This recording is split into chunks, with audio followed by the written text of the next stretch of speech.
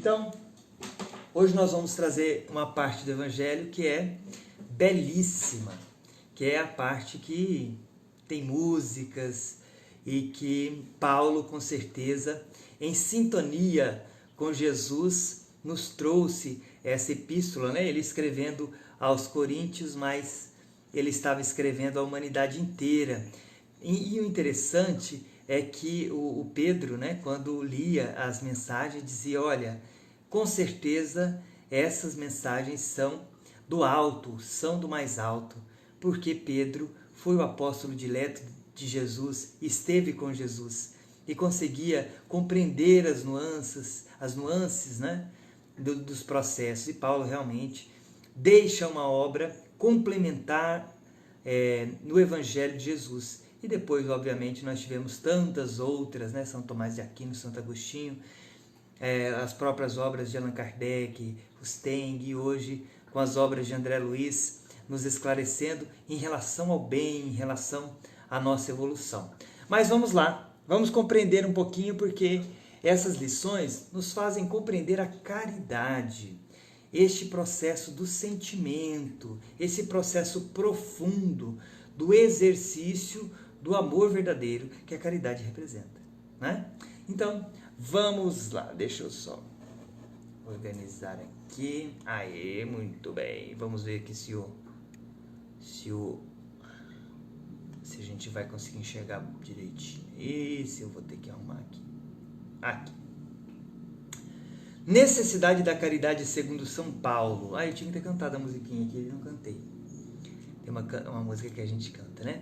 Então, o Paulo, conhecido, né, como São Paulo, como o apóstolo de Jesus, para quem não sabe, ele, quando teve o primeiro contato com o Evangelho, ele ainda se chamava Saulo, ele se encheu de dificuldade em relação aos cristãos e perseguiu os cristãos, porque ele era um doutor da lei, ele era um judeu. Hoje em dia a gente poderia falar um bispo, um padre, enfim. E aí ele então, deixa eu ver se melhora aqui, ele então persegue os cristãos, mata. Tinha o Estevão, que era um grande pregador, junto com Pedro, né? E ele persegue, enfim, e ele tem uma vida toda de perseguição aos cristãos. Mas ele vai para Damasco perseguir um velhinho que chamava-se Ananias, e no caminho Jesus aparece para ele. E aí, entre aquela luz, e ele cai de joelhos e tal, e Jesus pergunta para ele, Saulo, Saulo, por que me persegues?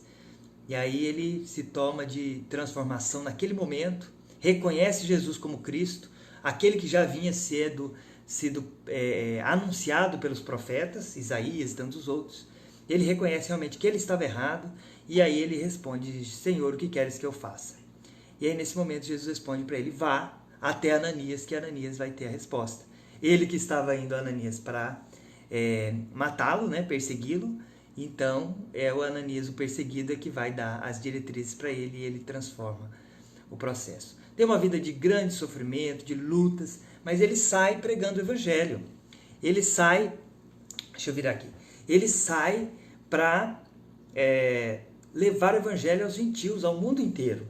Porque naquela época tinha os judeus, falando, não, o Messias é para os judeus. E aí o Paulo falava, não, mas os apóstolos virão do Oriente, do Ocidente, de todos os lugares Jesus falou, então nós precisamos ir. E aí as vozes diretas falam com ele. As vozes diretas é um fenômeno mediúnico em que se reuniam, não tinha médium. Os próprios espíritos magnetizavam o processo ali de materializar a voz, né, o som, e disse a ele, você pode seguir viagem. Porque ele veio fazendo esse plano na viagem que ele estava vindo de Jerusalém para Antioquia, com Barnabé e tal, fazendo plano, não, vamos levar para que os diretores lá nos falem. Aí a voz direta falou, pode ir. E aí ele vai com Barnabé, enfim, faz 3 viagens e leva o Evangelho. Mas ele é preso, chega um momento que ele é preso, porque o cristianismo era perseguido tanto pelos judeus quanto pelos romanos, todo mundo perseguia, e ele foi preso e ficou durante muito tempo preso. E as igrejas que ele fundou, de Corinto, de tantas outras, eram igrejas que pediam auxílio para ele, porque tinha dificuldades, tinha situações difíceis, trabalhadores, cristãos primeiros, como é que a gente faz isso e aquilo, e aí está tendo briga, está tendo divisão, e tal. E Paulo então começa a escrever, inspirado por Estevão, que de mártir se transformou no seu mentor espiritual.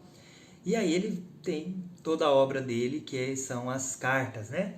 Aos Hebreus, aos Coríntios, e é disso que nós vamos tratar hoje. Nós vamos tratar da carta mais famosa dele, aos Coríntios, que é a necessidade da caridade segundo São Paulo. E ele já entendia o processo da caridade na sua nuance mais espiritual, mais profunda que o termo requer, não é? Não esse conceito muito raso de eu dar esmola, né? De eu dar, não é esse conceito raso. Porque eu posso dar, mas com todo desdenho, com todos os interesses, e não ser um movimento de caridade. Ele já sabia disso, né? E é óbvio que o Cristo o inspirou. Então, aí tem uma observação, porque vai ter algumas músicas, inclusive dessa passagem, e algumas traduções da Bíblia, que vai falar, se eu não tivesse o amor, eu nada seria e tal.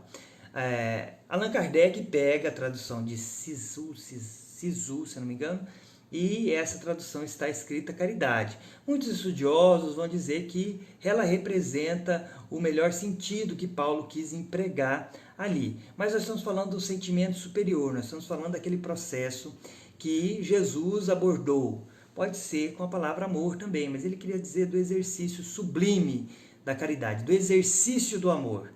Né? Amar a Deus sobre todas as coisas, ao próximo como a si mesmo. Tá, eu só esqueci de avisar que nós temos 10 minutinhos finais para fazer as respostas das perguntas. Mas vocês podem ir mandando, vai mandando aí e eu vou responder todas, se Deus quiser. E será muito bacana. Então, Allan Kardec usa o termo, pega a tradução de caridade, mas nós estamos falando de exercício de amor, caridade enquanto exercício de amor.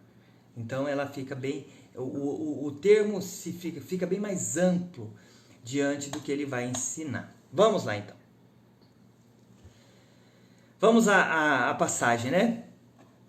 Eu passo a mostrar-vos ainda um caminho sobremodo excelente. Ainda é o caminho do amor, né? O caminho da caridade. Ainda que eu falasse todas as línguas dos homens e a língua dos próprios anjos, se eu não tiver caridade, serei como bronze que soa e um símbolo que retine. Olha que bacana. Muitas vezes nós ficamos buscando e entendendo aquele que sabe mais, ele é mais evoluído, ele pode ter uma condição superior. Olha como essa pessoa fala 30 línguas, ele é muito inteligente, ele consegue, né, ter uma capacidade intelectual muito grande. E aí Paulo está falando disso. Ainda que eu tivesse, né, que eu falasse todas as línguas do próprio anjo, se eu soubesse tudo, se eu não tiver caridade, serei como bronze que soa um símbolo que retine.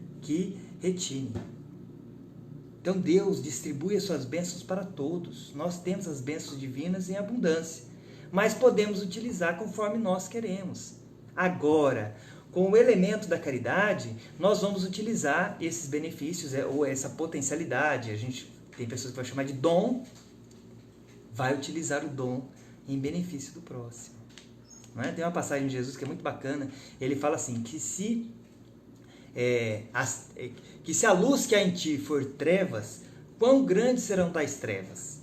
Ou seja, se a nossa capacidade, nós colocarmos a benefício do nosso processo egóico, nós vamos ter grandes dificuldades, né? Nós vamos criar grandes dificuldades. Então é disso que ele está falando.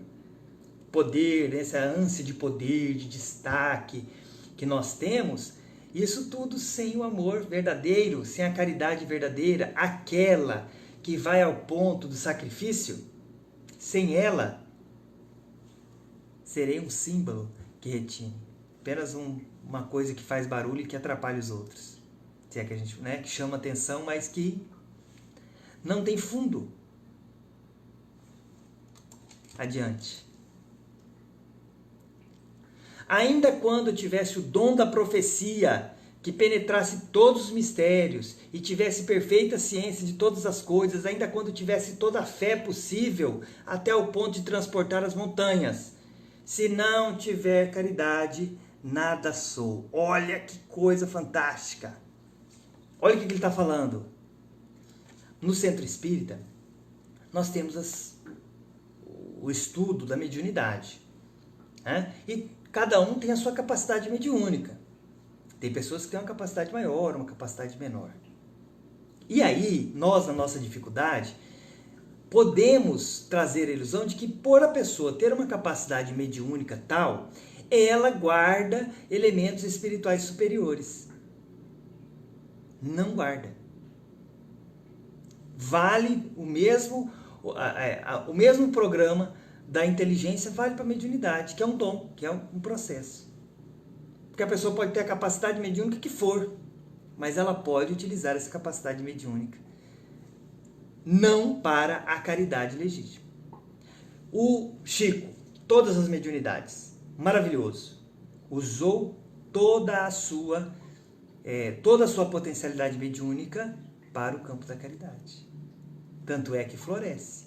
Não tem como não florescer, porque estava no programa de Jesus. Ele teve toda a vida voltada a isso. Conseguiu fazer isso, não é? Executou. Agora, a mediunidade por si mesma, óbvio que ela é uma concessão divina, óbvio que ela pode ser desenvolvida, mas ela também pode ser utilizada para os mecanismos do próprio ego, os mecanismos da própria situação, do orgulho, da vaidade, do mando, do poder, da ilusão, tá certo? Então, nós também podemos, mover as montanhas e tal. Aí a gente vai ver aquelas pessoas que fazem verdadeiros prodígios, curas, e realmente existem. Mas elas estão num mecanismo diferente. É a caridade legítima? É a doação? É a entrega? Ou é um processo de manter uma aparência, um poder oculto? Isso precisa ser visto. E aí ele pega isso. Caridade profunda, né? E quando houvesse distribuído os meus bens para alimentar os pobres e houvesse entregado o meu corpo para ser queimado, se não tivesse caridade, tudo isso de nada me serviria. Olha só, falando duas coisas aqui nessa passagem. A passagem da doação, mesmo que eu doasse todos os meus bens. Mas Jesus não falou para o jovem rico que ele tinha que doar tudo e seguir? Doar tudo e seguir. A parte do seguir é a parte da caridade. Não é? É a parte da caridade legítima. É a parte de estar com o mestre, em espírito e verdade. Essa é a salvação final. Não é? Então a doação, muitas vezes, ela é feita com objetivos outros. Então, às vezes, a roupa já está rasgada. Você fala assim, não, eu tenho que ajudar a pessoa, eu vou dar a roupa rasgada para outra. Bacana. Tudo bem, né? Pode ser que alguém use para limpar o chão, para usar de pano de prato, para fazer um fuxico, para fazer um retalho lá no tapete, bacana. Mas que caridade é essa? Não é? Então, ela tem níveis.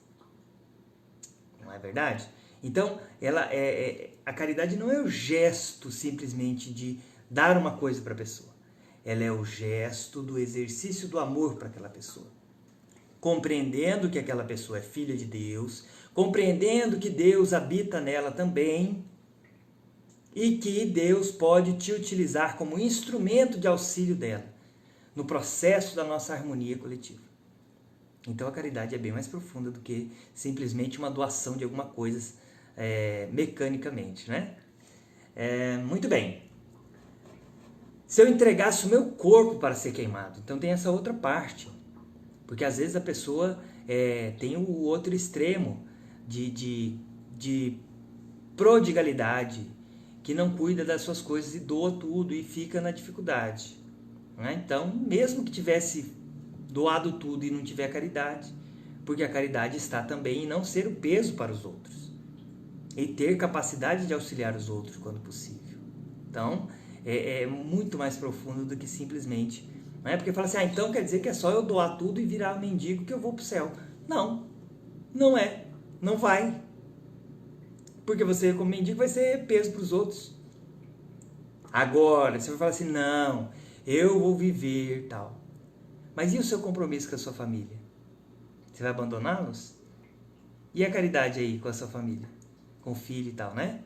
Então, não é isso. Não é? Então o recurso que você tem, você pode dispor, você pode colaborar e você pode trabalhar e ganhar e cuidar. Por quê? Porque seus compromissos são múltiplos. Para o filho, para a esposa, para o pai, para a mãe, para o vizinho, para as pessoas que estão convivendo ali com você, no campo do perdão. Não, eu faço a caridade, mas não perdoo o meu familiar que mora comigo, não perdoo a pessoa que me prejudicou de alguma forma. Eu guardo mágoa dela. E isso é não ter caridade. Não é? Porque perdoar é um movimento da caridade. O movimento do amor o testemunho do amor a Deus perante o outro, né? Muito bacana. Essa mensagem é muito profunda. Vamos lá, continuando aqui. Você vai ter muitas perguntas hoje, com certeza. A caridade é paciente, é branda, é benfazeja. A caridade não é invejosa, não é temerária, nem é desdenhosa, não cuida de seus interesses, não se agasta, nem se azeda com coisa alguma, não suspeita mal, não se rejubila com a injustiça, mas se rejubila com a verdade. Tudo suporta, tudo crê, tudo espera, tudo sofre. Olha só, isso é um cântico. Tudo espera. Tenha fé ali, temperando o processo da sua atitude, da sua atividade, né? Então, não há como improvisar um processo de caridade, de amor. É uma coisa que brota dentro de nós. Por isso que há uma grande dificuldade nossa de aprendizes do Evangelho, ou que está chegando agora, né? Você que está chegando agora, conhecendo aí a doutrina espírita e o Evangelho, o chamado é sem exceção. O chamado é para o nosso espírito, para o nosso ser, para o ser pensante que produz a nossa vida. Aí você diz, mas eu não consigo pensar no bem em todos os momentos. Será que é possível eu vibrar o bem e fazer a caridade em todos os momentos? Será, mas vai depender de um processo de transformação. Este que Paulo está falando é a realidade. Que a gente tenta, no primeiro momento, pelo menos ter a aparência dela. Não, eu sou uma pessoa caridosa. E a gente fica falando para os outros, né? Eu sou caridoso, porque eu ajudo, porque eu cuido, porque eu faço, eu aconteço, enfim. A gente fala isso, né? Mas não precisa falar, porque o caridoso de verdade, ele nem sabe que ele é caridoso. Tem esse detalhe, sabia? Então, vamos aprender que não precisa falar que a gente faz o bem? Não precisa, tá? Não precisa falar para os outros, eu faço, que eu aconteço. Isso aí, gente, porque a gente faz o bem em algum momento, mas tem outro que a gente não faz. Aí a pessoa fala, faz o bem nada, rapaz, eu vi aquele fulano lá fazendo isso e aquilo, aí joga na nossa cara e a gente sai como feio. Não é? Mas não apaga o bem que a gente fez. Mas a gente não precisa falar. Porque Jesus fala que, na verdade, não estaríamos cumprindo a nossa própria obrigação. E quando a gente faz o bem, com certeza, nós não fazemos sozinho. Muitas vezes nós estamos com o auxílio dos benfeitores, do nosso benfeitor, do benfeitor da pessoa que está ali. Nós somos muitas vezes amparados, arrastados para realizar aquela atividade. Nós estamos, na verdade, dando manifestação para a vontade divina. Então, quando perguntam para Jesus, né, quando falam, né, ó bom mestre, ele fala, não. Você acha que era por causa da falsa modéstia? Jesus não tinha falsa modéstia. Quando Pedro falou para ele, você é filho de Deus, veio nos ensinar o bem, ele falou, você está certo. Agora chamou bom mestre, falou, não, bom é Deus. Por quê? Porque a bondade que ele refletia era a intensa comunhão com o Pai. Ah, mas não é possível termos a intensa comunhão com o Pai. Mas é possível começarmos a ter essa intensa comunhão com o Pai. Compreendendo os valores, olhando para esse movimento que existe dentro de nós. Que uma hora quer o bem e outra hora ainda quer os movimentos dos vícios que a gente acalenta material. Que ainda quer os prazeres, que muitas vezes vão prejudicar o outro.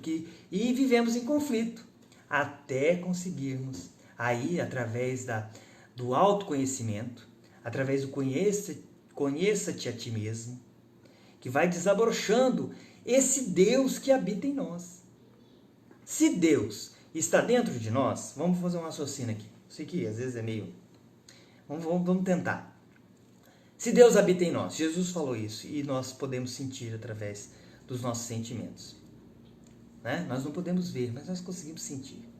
Se Ele habita em cada um de nós, e Ele sabe daquilo que nós necessitamos, Ele vai dar conforme a nossa capacidade, o nosso merecimento, e conforme a nossa busca. Então, olhar para nós com toda a honestidade, identificando a nossa condição, é começar a fazer esse movimento, que vai desabrochar com esse farol, né? Esse farol da caridade legítima, que é paciente, que é branda, que é benfazeja, que não é invejosa, que não é temerária, que não desdenha. E a partir daí, o processo do nosso aprendizado espiritual vai se estabelecendo. Com todos os elementos do conhecimento, do estudo, do trabalho no bem, da reflexão, da meditação, isso tudo. Né? Só que por que não acontece? Porque nós temos uma dificuldade que se chama orgulho e vaidade. E egoísmo. Né? Então a gente quer que sejamos perfeitos hoje. Amanhã, eu vou ser um santo agora. Quer só fazer isso? Não é. É sentimento. E sentimento se educa ao longo das experiências.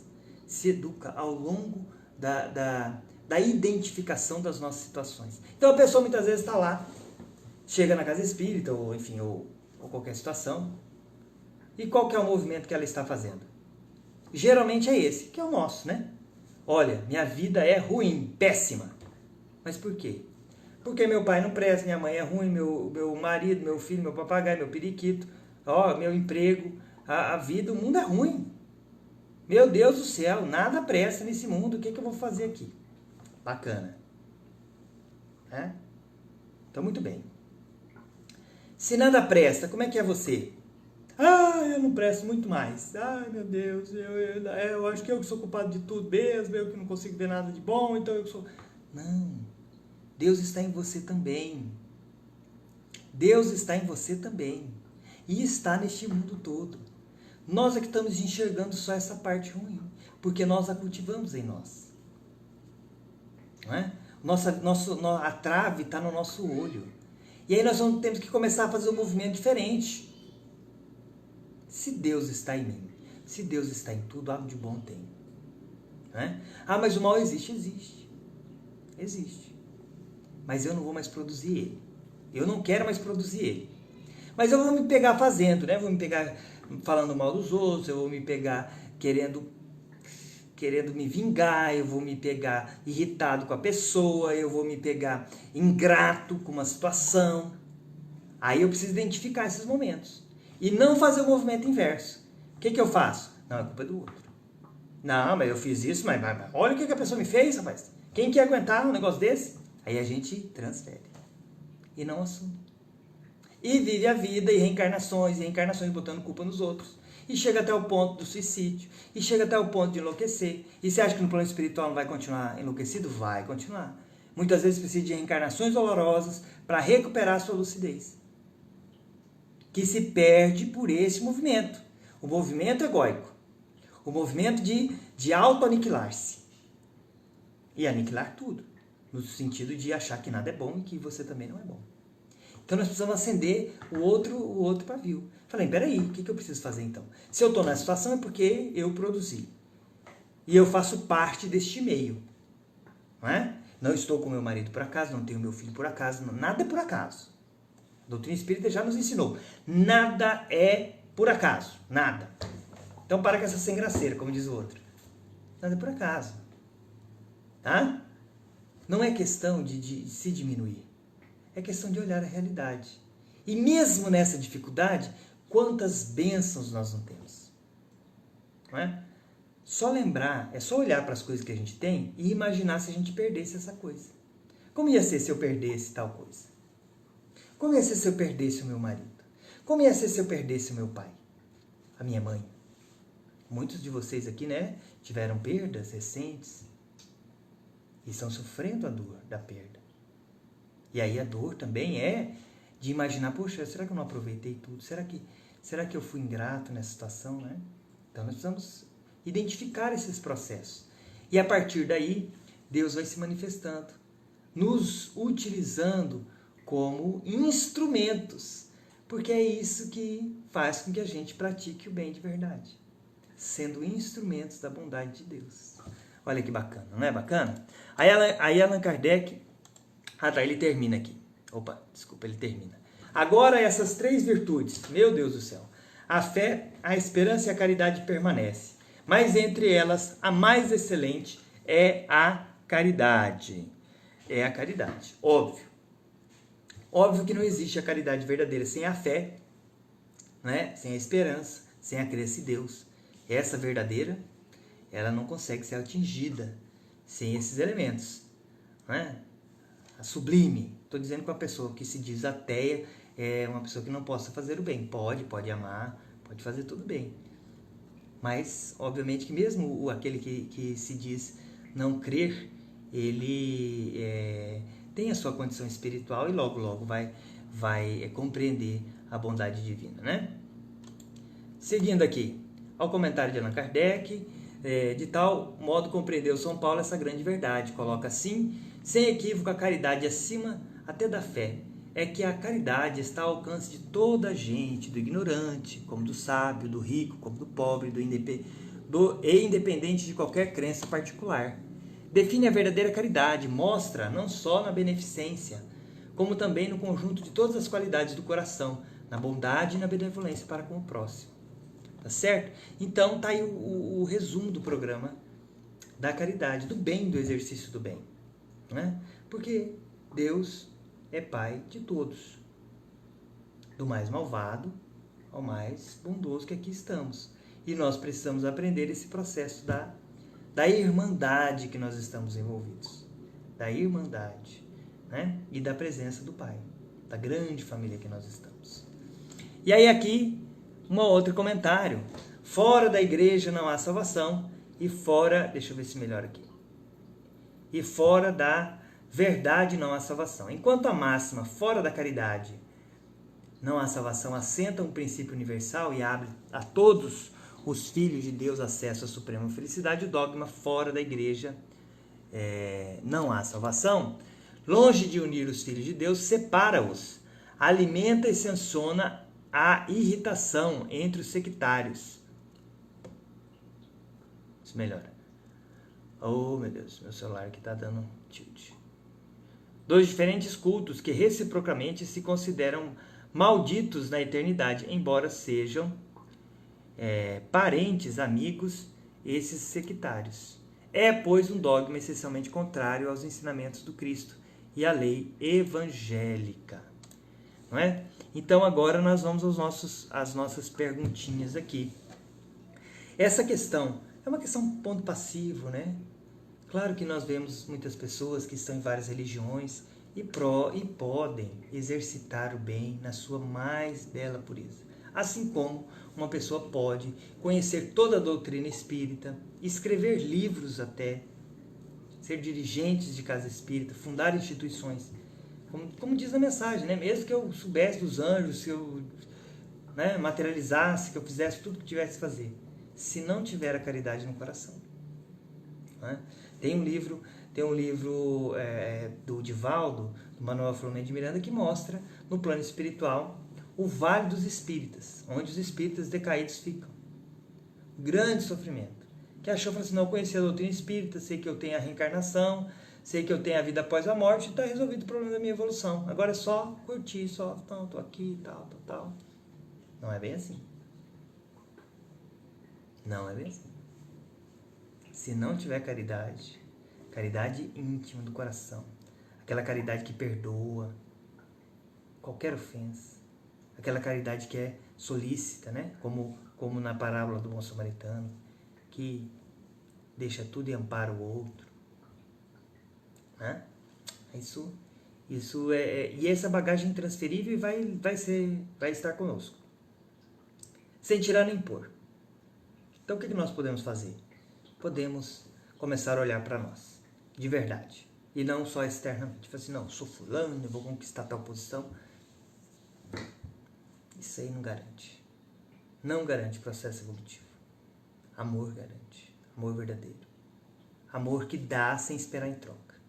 Tá? Porque o amor, eu amo meu marido, amo, mas é o amor egoísta. Esse não é o verdadeiro. Porque esse amor aí não produz elementos de caridade, de confiança, de perdão. Tá? Temos o evangelho aí pela frente. Vamos lá. As perguntas, por favor. Agora eu peço a caridade também, né? Vocês viram que eu sou aí, né? Dificuldade. Mas tem uns comentários aqui que nós recebemos do Bruno. Gostei, eu li o livro dos Espíritos, estou finalizando o livro dos Médiuns. Bacana, Bruno. Aqui nós estamos estudando o Evangelho segundo o Espiritismo também. Temos muitas obras, né, para aprender. E temos o curso Conheça Espiritismo, que a gente está fazendo aos sábados, à noite. Ainda está sendo via Zoom.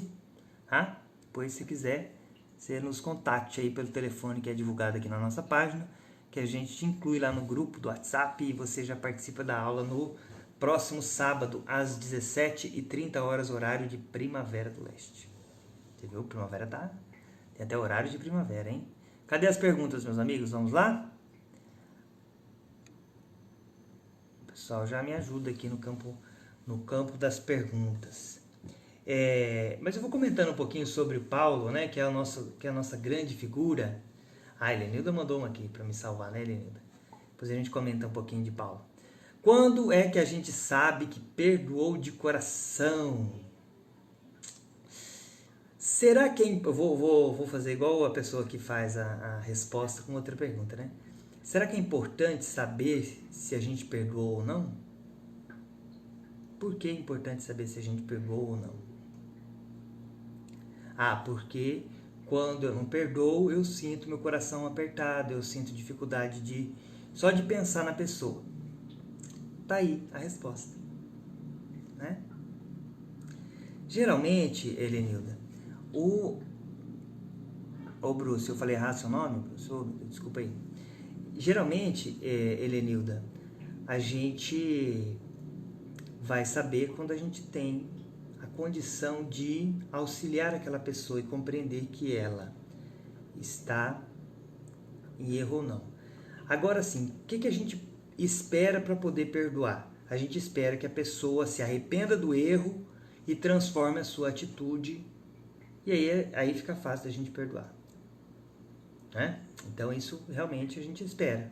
Fulano matou e roubou, mas ele vai ter que pagar, ele vai ter que arrepender, ele vai ter que parar de fazer isso, porque ele vai continuar fazendo isso com os outros, meu Deus do céu.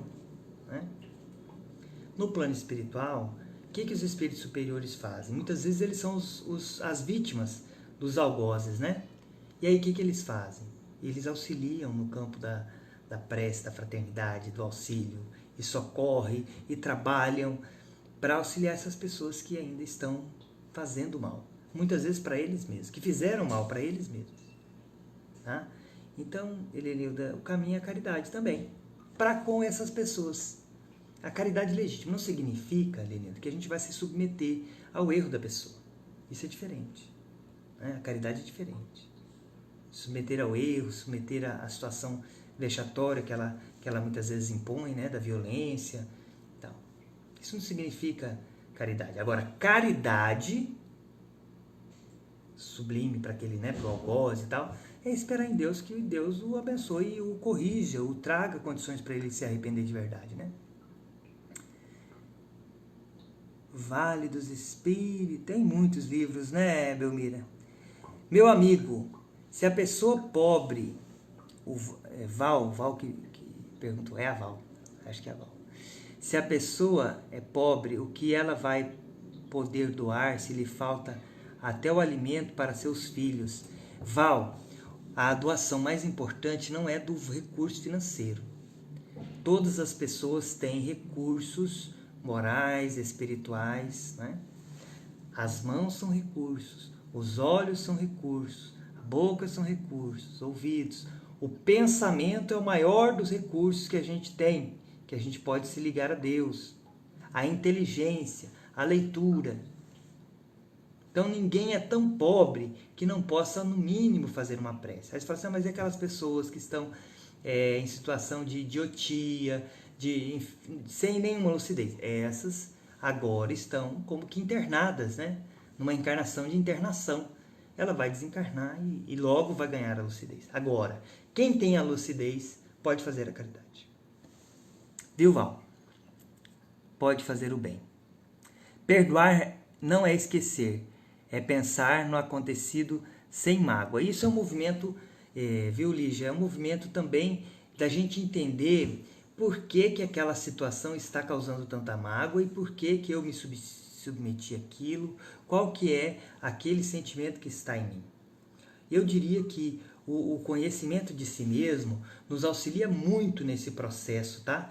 De vencer a mágoa. Que a mágoa é uma situação nossa, tá? Por mais que a pessoa tenha feito grandes torturas conosco. A mágoa é uma coisa nossa, não é? Então, entender o que que ela é, o que que eu perdi com aquilo, por que que eu estava apegado ou apegada àquela situação que me foi tirada por algum motivo e eu sinto mágoa, né? De transferir a culpa ao outro. Enfim, é um processo bem delicado, mas precisa ser enfrentado, viu, Lígia? Não tem jeito. A Wanda também pergunta, então, já perdoei, pois não sinto mágoa de ninguém, graças a Deus. Que Deus abençoe. Deus abençoe. E que continue fazendo o processo da sua transformação, da identificação das suas situações. Porque às vezes tem o inverso também, da gente ter produzido mal no outro. Quando aquilo não te machuca mais, né? Que é a resposta da pergunta, quando não machuca e tal. Isso mesmo. Né? Mas tem um processo do que Jesus ensina também, que é de ir em direção ao outro que você está magoado e colocar a situação 2 a 2, com toda a sinceridade e com toda olha, eu me senti magoado por isso e tal. A pessoa pode falar, eu também me senti magoado porque você fez aquilo.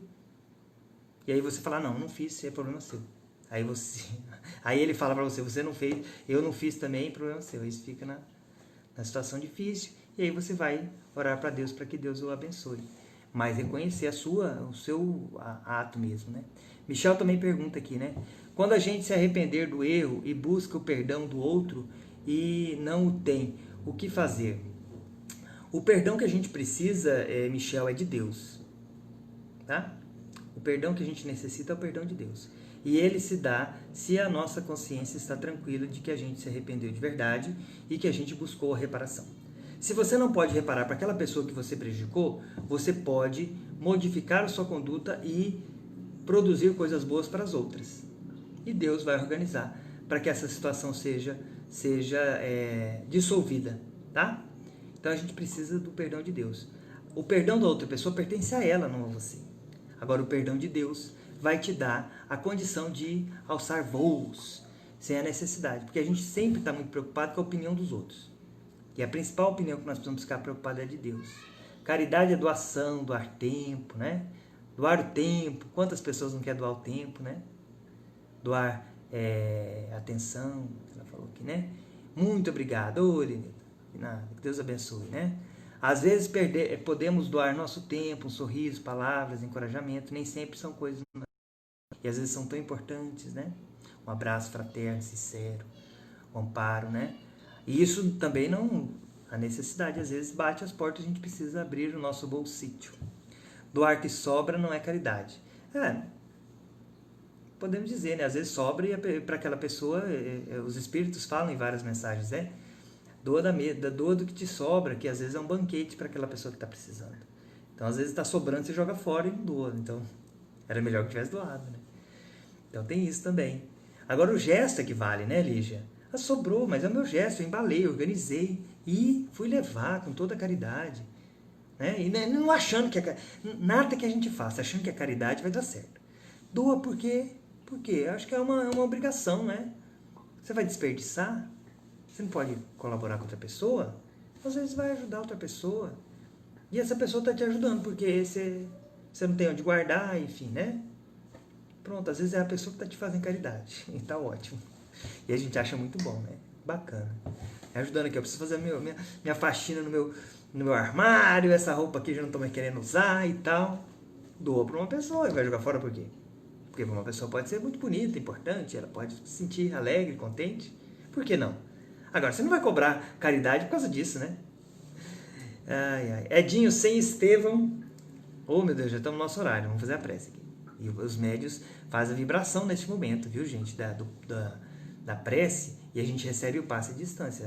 A equipe mediúnica faz a vibração e a gente está junto, unidos nesse processo, tá? Só para terminar aqui com a Vanessa, sem Estevão, será que teríamos o grande apóstolo dos gentios? Porque sabemos que ele era o grande perseguidor do cristianismo, mas que leva também Estevão por uma afronta pessoal e tal. Ele tem mesmo essa condição, né? Mas ele usa toda essa energia que ele usou para perseguir os cristãos para depois pregar o evangelho. Com certeza, sem Estevão, não teríamos toda a obra de Paulo. E sabemos que Estevão, do plano espiritual, coordenava as obras de Paulo. Então as pessoas falam assim, Mozart, o Santos Dumont, né, que inventou a aviação, ele foi um instrumento material. O que fizeram no plano espiritual para que isso acontecesse, então quem inventou, na verdade, com certeza foi o espírito lá que estava auxiliando. E no caso da obra de Paulo, era Estevão, junto com o Cristo, óbvio, né?